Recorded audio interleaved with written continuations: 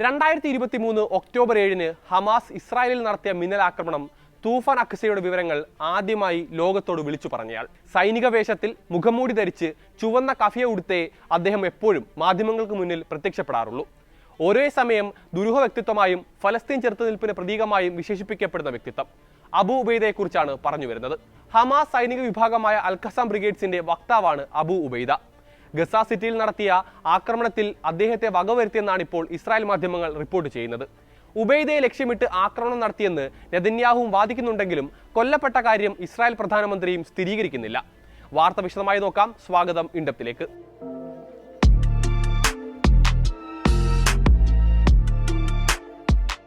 അബു ഉബൈദ ആരാണെന്ന കാര്യം ലോകത്തിന് ഇപ്പോഴും അജ്ഞാതമാണ്. അതിവിദഗ്ധമായ രഹസ്യാന്വേഷണ ചാര സംവിധാനങ്ങളുള്ള ഇസ്രായേലിന് പോലും ആ ദുരൂഹതയുടെ ചുരുളഴിക്കാൻ ഇപ്പോഴും സാധിച്ചിട്ടില്ല എന്നിടത്താണ് അബു ഉബൈദ വേറിട്ട് നിൽക്കുന്നത്. 2004 മുതൽ ഹമാസിന്റെ സൈനിക വിഭാഗത്തിന്റെ വക്താവാണ് അബു ഉബൈദ.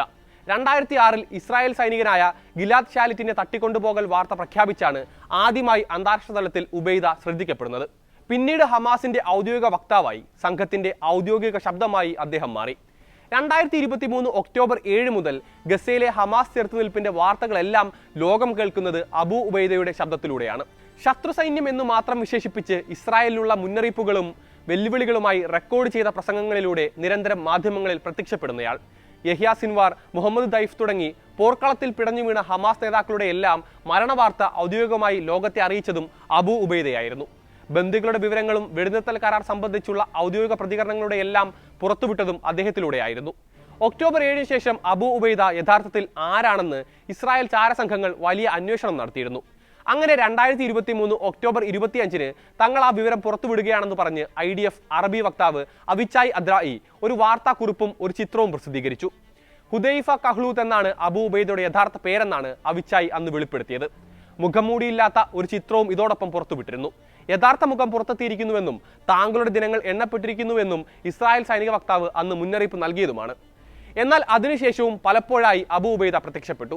ഗസ സിറ്റി ആക്രമിച്ചാൽ ശക്തമായ പ്രത്യാക്രമണം നേരിടേണ്ടി വരുമെന്ന് ഇക്കഴിഞ്ഞ വെള്ളിയാഴ്ച ഇസ്രായേലിന് മുന്നറിയിപ്പ് നൽകിയതും അതേ അബു ഉബൈദയായിരുന്നു. അതിനു പിന്നാലെയാണ് ഗസയിലെ 3 കേന്ദ്രങ്ങളിൽ ഇസ്രായേലിനെ ഞെട്ടിച്ച ആക്രമണങ്ങൾ നടക്കുന്നത്. ഹമാസിന്റെ മിന്നലാക്രമണത്തിൽ ഒരു സൈനികൻ കൊല്ലപ്പെട്ടു. 10-ലേറെ സൈനികർക്ക് പരിക്കേറ്റ് ഗുരുതരാവസ്ഥയിലായി. 4 സൈനികരെ കാണാതായതായും IDF വൃത്തങ്ങളെ ഉദ്ധരിച്ച് ഇസ്രായേൽ മാധ്യമങ്ങൾ റിപ്പോർട്ട് ചെയ്തിരുന്നു.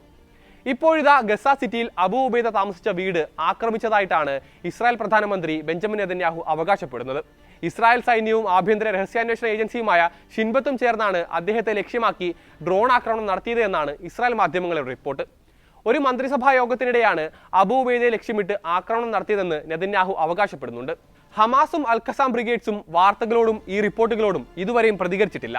എന്നാൽ ഹമാസുമായി അടുത്ത വൃത്തങ്ങൾ മരണവാർത്ത തള്ളിയിട്ടുമില്ല. കത്തുൾപ്പെടെയുള്ള പരമ്പരാഗത ആശയവിനിമയ മാർഗങ്ങളിലൂടെയാണ് നേതാക്കൾ തമ്മിൽ ബന്ധപ്പെടുന്നത്.